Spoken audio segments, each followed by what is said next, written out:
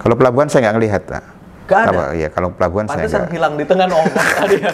Ini titik fokus pembangunan kita sebenarnya dengan adanya RPJMD itu sehingga pemerintah tidak liar. Ada jawaban responsif, Ada yang?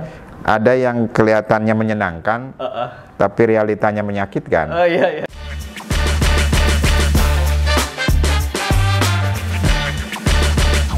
Gaspol, ngebahas politik. Assalamualaikum teman-teman, jumpa lagi bersama saya di segmen Gaspol. Oke, kali ini saya bersama anggota Komisi 4 DPRD Kota Cilegon, Pak Baihaqi Sulaiman. Pak, Assalamualaikum. Waalaikumsalam. Alhamdulillah baik. Baik ya, Alhamdulillah. Pak. Ya.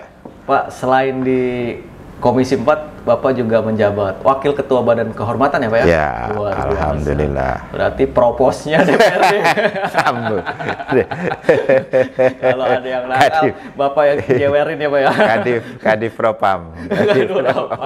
Sambut. Bapak Dapil Grogol, Pulau Merak dulu namanya Dapil 3 ya. Dapil 3, oke. Katanya ke depan mau berubah nama dapilnya. Oh gitu. Iya. Kenapa itu, Pak? Nggak tahu KPU pertimbangannya. Ada penambahan jumlah penduduk kali ya? Katanya jumlah kursinya yang mau dikurangi. Tambah ya? Mau dikurangi. Oh, berkurang. Dari Malah berkurang sih, Pak? nggak tahu itu. Mungkin jumlah penduduknya ada yang berkurang. Kali ya, karena Ya. DPRD Banten katanya malah naik. Ya. Mungkin jumlah penduduk di Pulau Merak Grogol berkurang. Berkurang, ya. Sehingga ada di daerah Cilegon kayak daerah lain, Cibeber ini kan ada jumlah perumahan cukup banyak. Ya. Sehingga jumlah penduduknya juga cukup lumayan nambahnya. Oke. Bapak berarti tinggal di Dapil sana ya? Saya tinggal di Citangkil. Oh, tinggalnya di Citangkil ya? Ya, tinggal di Citangkil. Hanya waktu nyalon di Dapil. Ya, Nah, Pulau oke. Merak Grogol. Pak, saya ingin nanya soal perencanaan, Pak. Ini kan Komisi 4, salah satu mitra kerjanya adalah Bapenda, sorry, ya. Badan Perencanaan Daerah. Gitu. Ya. Nah, Bapenda ini kan masuk dalam perumus Ya. RPJMD-nya wali kota. Gitu. Nah, ada hal yang menarik yang ingin saya tanyakan. Itu ada beberapa RPJMD wali kota terdahulu yang kemudian masuk ke wali kota yang sekarang, pasangan Pak Heldi dan Sanusi. Salah satunya adalah Pelabuhan dan Ya, JLU, Jalan Lingkar Utara. Nah, menurut Bapak, seperti apa kondisi sekarang, Pak? Bisa dijelaskan barangkali? Dari awal sebenarnya ini kan perda RPJMD ini kan perda dasar. Ya.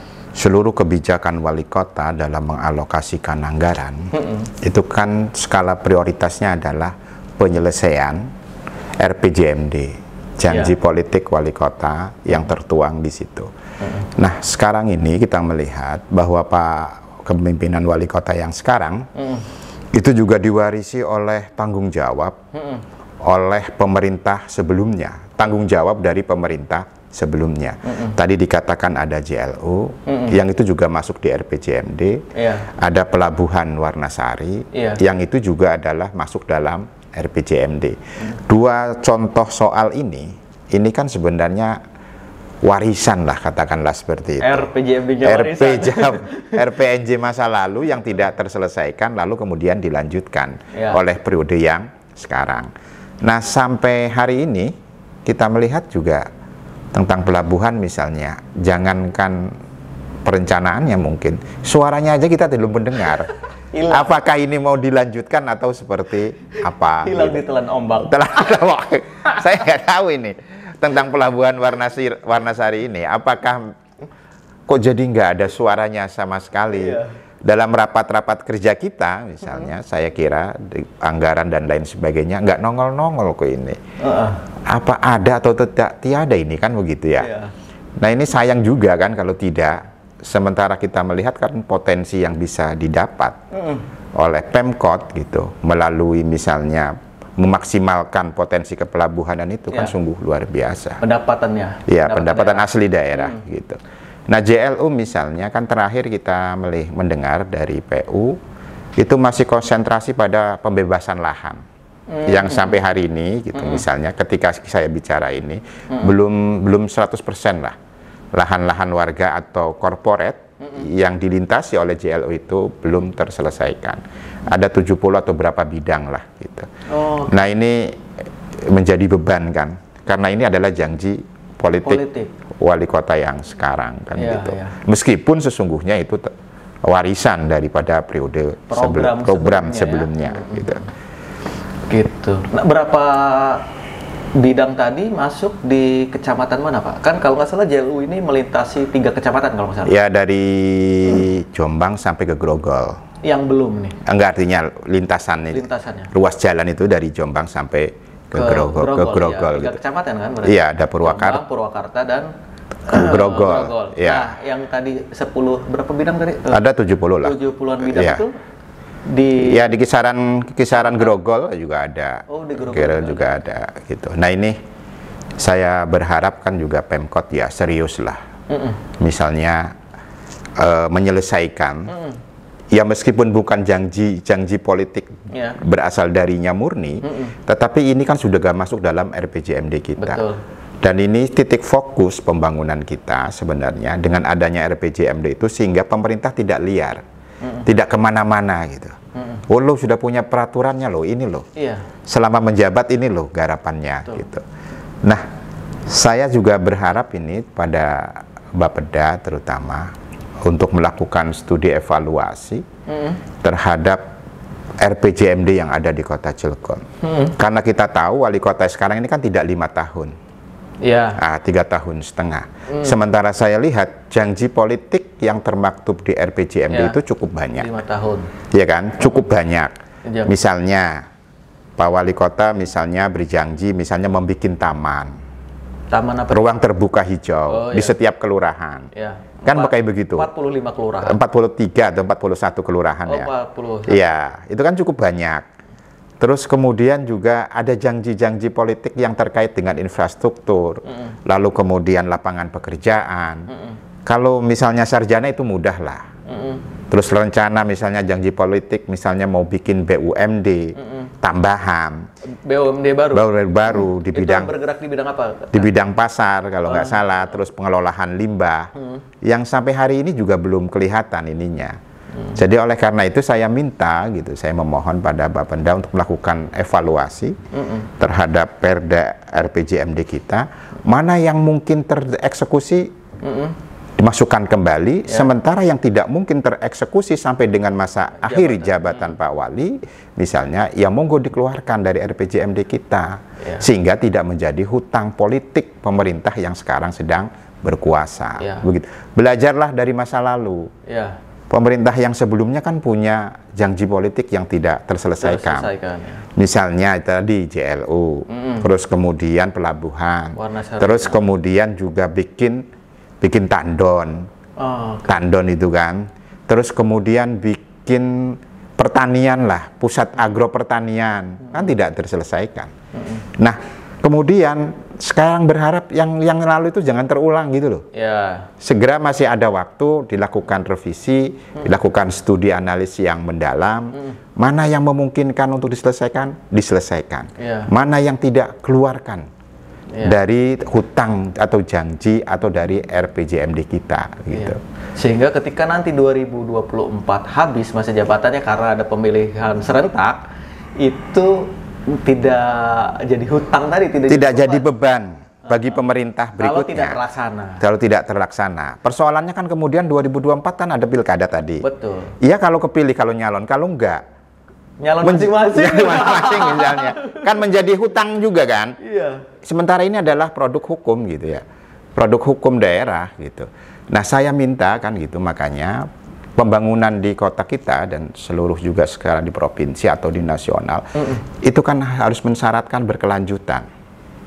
Sayang kalau misalnya uang yang sudah dikeluarkan, katakanlah untuk pelabuhan, segitu banyaknya, segitu luar biasanya, hari ini diam. Betul. Sayang misalnya JLU yang sudah habis ratusan miliar, 300-an atau berapa miliar untuk pembebasannya. Untuk pembebasan, nah lalu kemudian hari ini misalnya tidak segera ditindaklanjuti. Ada juga program-program yang lain yang sesungguhnya menjadi kebutuhan daripada masyarakat. Sehingga saya berharap ini Bapeda ya lakukanlah segera. Terutama misalnya di bidang tadi pembangunan yang berskala jangka panjang. Apa misalkan, Pak? Misalnya nih, berskala panjang, termasuk dalamnya itu Pelabuhan Warnasari itu kan skala panjang sebenarnya. JLU ini sebenarnya kan skala panjang. Lalu dulu pemerintahan yang sebelumnya kan sudah melakukan titik sebenarnya. Ini pengembangan kota mau dibawa kemana? Kan sudah dibuat sebenarnya. Gitu. Dan seluruh yang pembuat itu perancangnya kan Bapeda sebenarnya. Jadi wali kota hanya biasa menyampaikan visi, misi, lalu yang merancang itu kapan dilakukan, kapan dieksekusi, berapa kebutuhan biayanya, semuanya sudah ada. Tahun berapa dieksekusi, OPD mana yang harus melakukan, kan semua sudah jelas gitu. Kalau bicara perencanaan anggaran, pasti mengalami perubahan ya Pak ya? Ya. Kan bahan bakunya pasti tidak sama harganya dengan waktu perencanaan sebelumnya. Ya. Makanya perlu direview tadi ya. Ini yang RPJMD itu. Ya. Kalau misalnya penyusunan APBD, itu kan tidak ajuk-ujuk datang. Penyusunan APBD itu ada dua pintu sebenarnya. Pertama yang dimulai dari bawah, yang kita sebut dengan musrembang, mulai dari kelurahan, kecamatan, lalu kemudian ke kota. Nah, ini kan setahun sebelumnya. Misalnya untuk APBD tahun 2023, penyusunannya di tahun 2022. Nah, nanti di ujung ada juga pokok-pokok pikiran DPRD gitu. Nah, setelah itu semua masuk, itu di tahun sebelumnya lagi, sebelum tahun APBD berjalan, itu dibahas yang namanya KUA PPAS. Jadi setahun sebelumnya gitu. Jadi kalaupun mau berubah menurut saya gitu ya, APBD itu uang udah dikunci di dokumennya gitu. Makanya ini adalah dalam rangka negara membuat ruang orang untuk bermain-main dengan pengelolaan APBD itu, mulai dari perencanaan sudah dibebani dengan ketaatan terhadap rambu-rambu yang dibuat sendiri oleh DPRD, oleh wali kota dan DPRD melalui KUA PPAS. Dan itu isinya dari musrembang tadi, pokok-pokok pikiran DPRD. Gitu. Nah di 2023 APBD ada nggak untuk kelanjutan JLU dan Pelabuhan Warnasari, Pak? Kalau pelabuhan saya nggak ngelihat, Pak. Nggak ada? Iya, kalau pelabuhan saya nggak. Hilang di tengah ngomong tadi ya. Kalau JLU mah ada. Ada. Untuk pembebasan lanjutan. Iya, masih ada. Yang 2022 juga ada. Jadi di tambahan di APBD perubahan juga ada untuk pembebasan lahan itu gitu.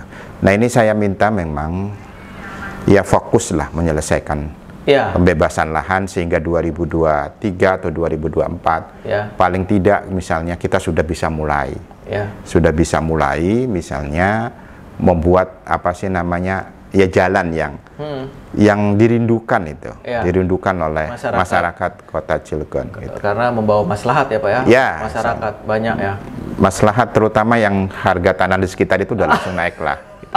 Paling tidak ada yang menjadi berkekayaan mendadak dengan pelebaran tanah gitu kan. Itu ya.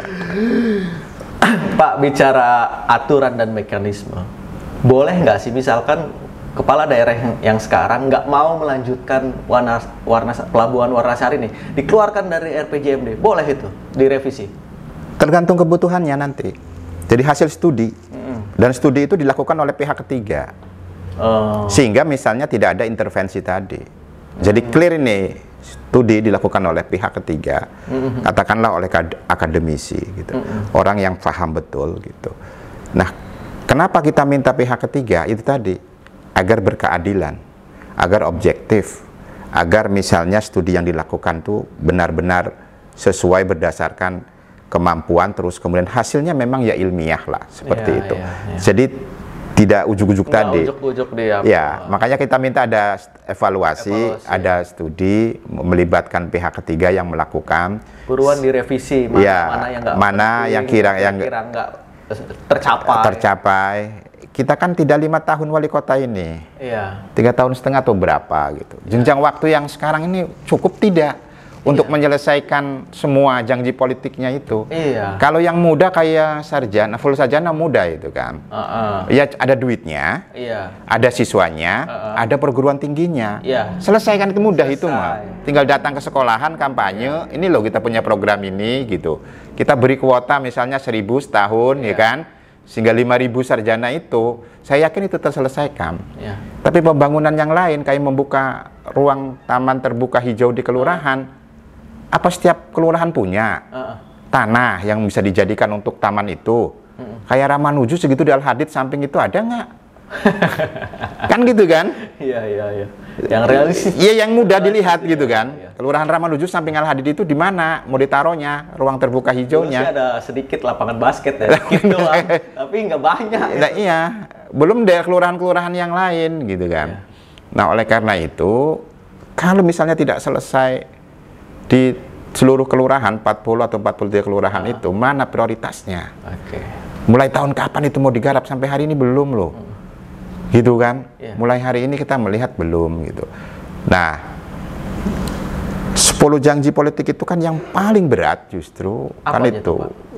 Lapangan pekerjaan yang 25.000 itu. Oke, ya. Membuka lapangan pekerjaan baru. Iya, 25.000 kalau nggak salah saya lihat. Sekarang udah berkurang berapa? Udah berkurang berapa? Apakah magang itu yang sekarang ini dijanjikan wali kota itu adalah berkelanjutan jadi karyawan atau tidak? Iya. Kan katanya solusinya 25.000, terus kemudian solusinya lewat wirausaha. Mendidik warga Cilegon untuk menjadi pelaku usaha gitu. Yang jadi pelaku usaha sekarang ini yang sudah mandiri berapa? Berapa orang? Berapa yang dengan itu program itu kemudian terangkat ekonominya gitu. Yang ada setiap tahun bertambah, Pak.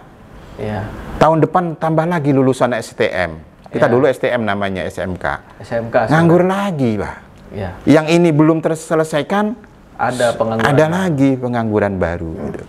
Nah, oleh karena itu saya kira ya supaya janji politik ini tidak menjadi hutang, nanti periode berikutnya juga misalnya sudah tidaklah misalnya 100% terselesaikan lah. Paling tidak misalnya 50 atau 60 misalnya. Itu bisa terselesaikan begitu. Janji bikin BUMD di bidang pasar misalnya. Sampai di mana itu? Sekarang belum ada rapat-rapat ngebahas itu. Lah ya, artinya janji itu. Terus kemudian mau bikin badan usaha tentang limbah. Sampai di mana? Kalau ternyata itu tidak bisa, sampaikan kepada publik apa kendalanya. Bisa saja misalnya kendalanya karena regulasi, aturan yang ada. Sampaikan. Oh, ini kita nggak bisa loh mau bikin BUMD.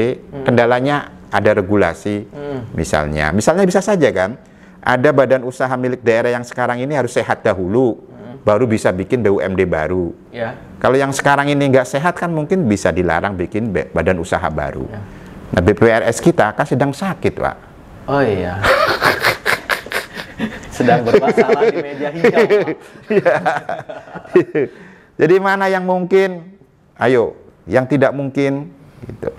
Pak, apakah terjadi apa istilahnya ya, gagap perencanaan? Jadi si OPD teknis tidak bisa menjabarkan RPJMD itu. Misalkan tadi Pelabuhan Warnasari dan JLU itu adanya di Dinas PU tentu kan, Pak, pembangunannya. Kemudian pembentukan BUMD baru itu ada di dinas apa, Pak? Kalau misalnya pasar tentu di Disperindak. Nah, apakah si dinas OPD terkaitnya ini, Pak, yang gagap untuk menjabarkan RPJMD kemudian nggak bisa melaksanakan? Sebenarnya semua rencana misalnya nih, rencana bikin BUMD, ini sudah dimudahkan dengan aturan tadi. OPD, dinas-dinas, dia tidak disuruh bekerja sendiri. Yang melakukan studi adalah pihak ketiga. Yang melakukan misalnya ini layak nggak bikin BUMD ini atau tidak. Ini pihak ketiga. Yang mikir mereka aja. Mereka gitu kan. Iya kan? Ini tinggal mau nggak sih gitu kan. Oke, tidak sih gitu kan. Nah, ini sudah tahun keberapa? Kedua. Tahun kedua. Yuk sampaikan dong. Oh Pak, ternyata nggak bisa misalnya. Kita mau misalnya bikin BUMD baru ternyata nggak bisa misalnya. Kenapa nggak bisa? Karena beberapa regulasi begini. Ini yang begini ini kan kalau nggak keluar dari RPJMD kita jadi hutang, Pak. Betul. Berarti APBD 2023 udah masanya mereka ya? Pak Wali dan Wak. Iya, dua-dua juga. 2022 juga udah. Iya kan, perubahan mereka itu. Jadi kalau yang 23 ini kan sejak KUA mereka menyusun. Berarti mereka punya 1 tahun anggaran lagi di 2020. Dua anggaran lah ya. dua anggaran. Perubahan. Iya, dulu, perubahan. 2023 ya. sama 2024. Kalau yang misalnya bantuan operasional masjid, yang misalnya itu mudah, Pak. Asal ada. Asal ada ICIS ya. Ada ICIS-nya. Masjidnya itunya banyak. Ya. Itu mau mudah. Menaikkan misalnya RT 1 juta, mudah itu. Ya. Nggak perlu sekolah, nggak perlu pikir. Iya kan artinya. Bantuan UMKM juga mudah. Iya. Pelakunya ada. Ada pelakunya ada. Iya kan gitu. Iya, tinggal kemudian apakah bantuan UMKM ini, misalnya tadi nyambung nggak dengan pengurangan tenaga kerja, dengan misalnya pengurangan pengangguran. Karena tujuannya kan seperti itu. Benar. Gitu. Terus yang kemudian yang sekarang ini misalnya rencana bikin rumah sakit. Ini katanya mau segera dieksekusi. Kan dulu rencana bikin rumah sakit 6 lantai atau 5 lantai. Ya. Ini rencana katanya mau dieksekusi segera. Sekarang. Saya minta sih segeralah. Ya. Apa yang paling mungkin dilakukan, lakukan. Ya. RSUD masuk ke RPJMD? Masuk. Oh, oke. Masuk. Siap. Jadi apa yang paling mungkin untuk bisa dilakukan? Segera. Kalau yang nggak mungkin, review gitu. Apa udahlah. Direvisi tuh si RPJMD. Iya. Apa sih udahlah. Kita ini sudah punya pengalaman sebelumnya gitu. Bikin RPMJ wah gitu kan. Pelabuhan beres gitu kan. Nanti kita punya tandon di ada 4 gitu kan. Ternyata sampai berakhir kan. Gimana? Dulu kan dari Pak Iman Aryadi. Lalu tengah jalan berhenti, diganti oleh Pak Edi. RPJMD-nya tetap itu. Gitu kan. Sampai berakhir ada 7 atau berapa yang tidak terselesaikan. Kalau berkaca pada kepemerintahan pusat, kan sekarang ini juga Pak Jokowi menyelesaikan 7 peninggalan PSBY. Iya. Ada 7 dan mereka lakukan gitu.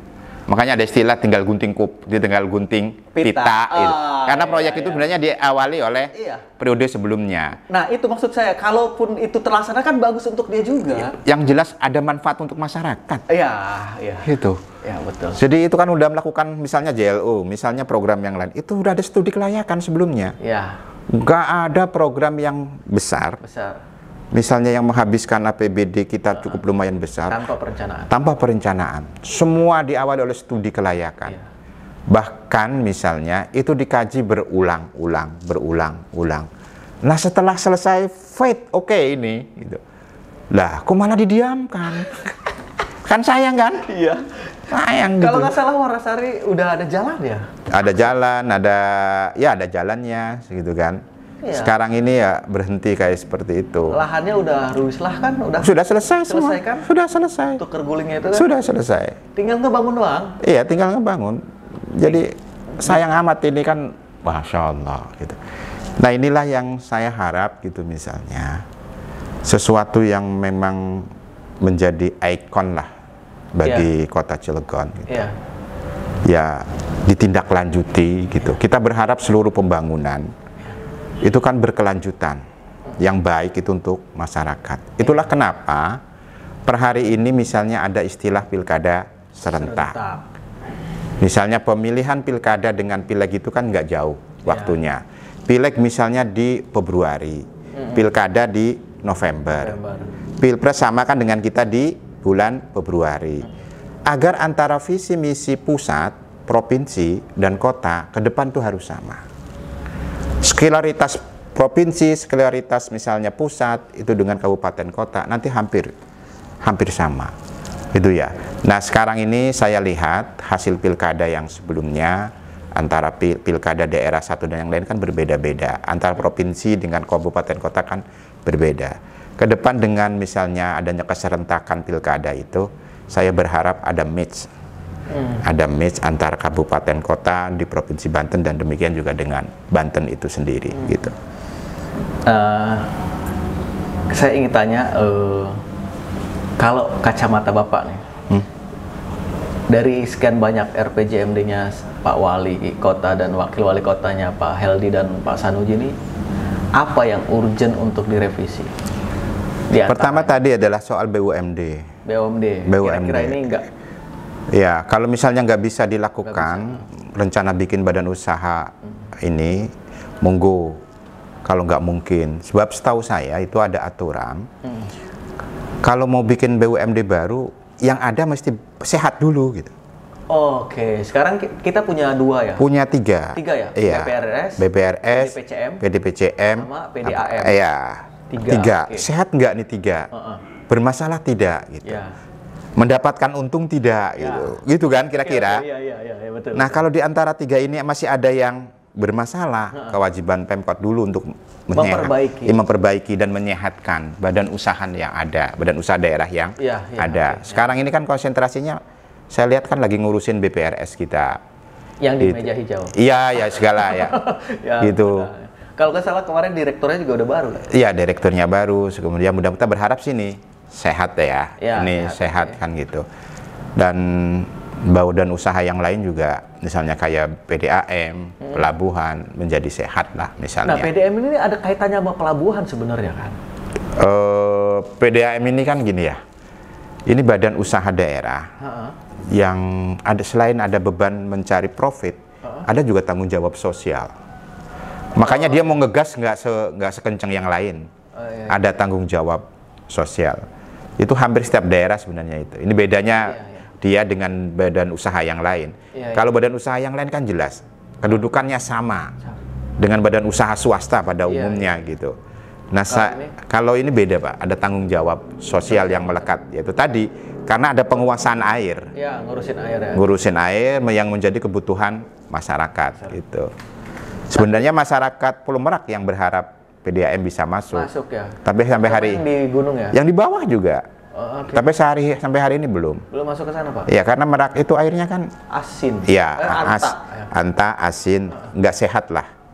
Untuk dikonsumsi gitu, nggak sehat juga untuk dipakai untuk mandi. Kendalanya apa itu Pak? Wallahualam saya kendalanya, mungkin pipa atau yang lainnya gitu kan. Ya, teknologi berarti ya. Mungkin teknologi. Nggak bisa ngedorong air sampai sana. Iya, padahal kan datar juga kan Merak. Iya. Datar juga. Tapi teknologi bisa disiasatin lah. Ya saya kira political will lah. Iya. Political will lah gitu ya. Jadi saya berharap nyampe ke Merak sebenarnya PDAM ini, sehingga masyarakat Merak juga bisa menikmati air yang bersih, yang sehat. Berarti gitu. Ini keluhan ini sering nyampe ke Bapak? Nyampe ke kita. Kan Bapak dapil sana ya? Iya, kalau reses itu kuning itu loh airnya. Kuning ya? Ya, kalau nggak kuning asin gitu kan. Pernah udah Bapak sampaikan di hasil? Sudah. Tinggal tanggapan manajemen PDAM. Ya nanti. Pokoknya nantinya kapan? Jadi kan begini ya, kalau masyarakat bertanya kan kadang-kadang ada jawaban responsif. Ada yang kelihatannya menyenangkan, tapi realitanya menyakitkan. Iya. Yang menyenangkan kan begini. Oke, nanti kita selesaikan. Itu tadi, nantinya kapan. Iya. Kita pulang udah gembira tuh kan? Iya, masyarakat dikasih ansor kan? Udah gembira kan? Iya. Nah, parahnya bagi saya gitu, bagi kami yang anggota DPRD itu, jawaban itu juga yang saya sampaikan di tengah masyarakat. Sehingga akhirnya bohong itu berjenjang gitu. Berkelanjutan. Bohong satu orang saya teruskan ke sana, diteruskan lagi ke sana, diteruskan lagi ke sana terus. Jadi bohong yang berlipat-lipat atau seperti apa ini namanya? Bapak meneruskan kebohongan. Iya. Direksi. Iya kan? Kalau kita sering mendapatkan ada misalnya masyarakat melakukan protes kan gitu. Iya nanti Pak. Gitu. Iya. Normatif ya. Normatif. Saat itu aja ya. Iya. Nanti dia ditanyakan karena dia tokoh masyarakat kan oleh masyarakatnya. Dia jawabnya sama. Sama ya. Jawab lagi kan. Sampai kepada yang unit terkecil jawaban itu gitu. Ya nanti gitu kan. Iya. Ini luar biasa nih, bohong kok bisa berantai gitu. Dari hulu sampai ke hilir. Tersistematis. Ya kan? Bagi yang meneruskan kebohongan karena dia nggak punya jawaban lain. Iya. Karena dia tidak penentu. Bukan penentu kebijakan kan? Sehingga dia, Insya Allah. Nah ini yang kemudian saya kira kepada pihak pemerintah atau siapapun yang hari ini, saya berharap berhati-hatilah gitu. Iya. Ketika misalnya menjanjikan sesuatu terhadap masyarakat, tingkat pemahaman masyarakat itu kan berbeda-beda. Betul. Ada yang memang memiliki kecerdasan mencerna sebuah informasi, ada yang taunya memang kata kalimat tunggal. Kalimat ya nanti itu ya segera, misalnya. Kalimat ya nanti itu berarti segera gitu kan. Dia telan mentah-mentah. Sementara dalam sistem perencanaan APBD kita nggak bisa begitu. Ada setahun sebelumnya masuk dalam kuah PPAS. Iya. Setelah keluar BPAS, baru pada tahun berikutnya dia masuk di rencana APBD. Belum ada istilah FN, segala macam. Nah ini yang akhirnya ini yang begini ini yang membuat kadang ada masyarakat yang lah kan gitu ya, sembuh lah, gitu kan? Saking apatisnya mereka, iya kan? Iya. Dan saya nggak mengerti loh, jawabannya nanti itu sejak Orde Baru sampai reformasi hari ini nggak berubah-berubah. Iya. Ini yang membuat kadang masyarakat juga ya. Jadi pada pemerintah atau siapapun yang hari ini diberi amanah gitu ya kan, berhati-hatilah memberikan jawaban terhadap masyarakat. Yang kalau nggak bisa masih mending dikatakan nanti misalnya kita pelajari dan sebagainya. Sebab masyarakat cuma kata tunggal saja taunya masyarakat. Jawaban kalimat tunggal gitu ya. Kalimat tunggal nanti itu ya dekat. Gitu. Bukan tahun depan. Sebab kalau tahun depan ya tahun depan kalimatnya, bukan nanti gitu. Gitu. Dan ini menarik sebenarnya ya bagi kita semua pemangku kepentingan, pemangku kebijakan. Cilegon ini luar biasa. Di dalam pemberitaan kita ini, masya Allah lah. Saya pernah dapat screenshotan di WA kita ini termasuk 6 kota yang kaya raya. Gitu. Lah bagi yang misalnya masyarakat Cilegon yang kehidupannya sekarang ini di taraf kemiskinan misalnya kan jadi bertanya-tanya. Lemban disugie jeglati pangan begati kian kan gitu ya. Lemban disugie jeglati pegawaian bepualang kan kayak gitu kan. Sisi mana gitu. Nah ini ya kita berharap lah ya semua pihak pemerintah misalnya bersungguh-sungguh lah. Jadi bersungguh-sungguh benar-benar bekerja dalam rangka misalnya sesuai dengan tugas yang sekarang ini ada menjadi tanggung jawabnya. Jangan lupa bahwa kita itu ada misalnya wali kota atau wakil dan lain sebagainya di situ. Itu kan juga karena dipilih lah. Karena nggak ujuk-ujuk. Betul. Itu syirak doakan ini jadi wali kota, nggak begitu. Oh iya benar. Begitu. Jadi dipilih dan itu suara rakyat loh soalnya. Mereka memilih itu kan dengan harapan ada perubahan yang signifikan. Betul, sepakat. Kalau hari ini misalnya mengkenen bae mah. Mau harus pilih banget. Ya. Kita tetap optimis, punya pikiran positif, pandangan positif terhadap pemerintah kota Cilegon. Tidak hari ini, tahun depan, tidak tahun depan, tahun depannya lagi. Kita berharap semualah ada perubahan yang positif di kota ini. Oke, selain tadi BUMD, apa lagi yang harus direvisi dari 10 janji politik yang masuk? Pengurangan itulah tadi. Pengurangan angka tenaga kerja yang realistis itu ya? Iya, yang 25.000. Misalnya kan sekarang ini adanya malah magang. Magang itu apakah solusi misalnya, solusi yang permanen maksud saya. Kan belum tentu yang magang itu bekerja di situ. Iya, betul. Dari 1.000 apakah dapat 500 saja yang bekerja di situ? Itu udah bagus. Kalau 300 misalnya udah bagus. Persoalannya kemudian dari pemagangan itu berapa yang sekarang ini misalnya masuk jadi karyawan yang ada di industri yang ada di kota Cilegon. Sementara kita lihat sampai hari ini rekrutmen karyawan itu perusahaan besar yang ada di Cilegon itu semuanya online. Orang dari seluruh Indonesia manapun bisa daftar di Cilegon. Dan kita tidak bisa melarang itu. Kenapa? Ya aturannya memang dibolehkan seperti itu. Nah, para pelaku usaha terutama industri yang ada di Cilegon, dia juga berkepentingan mendapatkan SDM yang baik dan berkualitas. Sehingga misalnya modal yang dia keluarkan untuk belanja pegawai dan lain sebagainya bersesuai dengan hasil atau keuntungan yang dia dapat. Nah, ini hal-hal seperti ini sebenarnya yang perlu kita cermati bersama. DPRD pernah membuat peraturan daerah perlindungan kerja lokal ya. Sampai hari ini kan belum ada nasibnya seperti apa. Karena yang begitu-begitu itu kan juga besar kemungkinan bertentangan dengan aturan yang ada di Ada di atas. atas ya. Ini nasional tetap gitu kan. Iya. Ini Cilegon juga bagian daripada Negara Kesatuan Republik Indonesia. Manut juga terhadap aturan yang ada di Iya, atasnya. iya. Jadi nggak relevan ya perdanya sama. Iya, sehingga kemungkinan juga gitu kan, biasanya dibatalkan kayak begitu itu. Nah, yang 25.000 kayak gitu itu. Ya mudah-mudahan kalau misalnya targetnya 25.000 dari tahun kapan sampai kapan nih? Nih yang 2000 tahun kemarin, 25.000 tahun kemarin, tahun sekarang udah nambah masalahnya. Iya. Jumlah lulusan kan Iya, betul. ada lagi gitu. Iya, iya. Ini siapa skala priority yang ini nih? Siapa nih targetnya? Si Ahmad Jedun tahun kapan? Si Samsudin tahun kapan gitu. Sementara setiap tahun kan Iya. Nambah lulusan. lulusan. Yang dari STM, yang dari Aliyah, yang dari SLTA, SMA. Dan nggak semua melanjutkan ke S1. Enggak semua ke S1. Itu maka menjadi angka. Iya, pengangguran. Belum yang lulusan S1. Ya. Belum yang lulusan D3. Betul. Gitu kan. Nah, sementara pasar pekerjaan yang ada di Kota Cilegon itu kan dibuka bebas. Iya. Wong Bandung, orang Jakarta, orang Medan, Iya. orang gitu kan bisa masuk. Bisa masuk.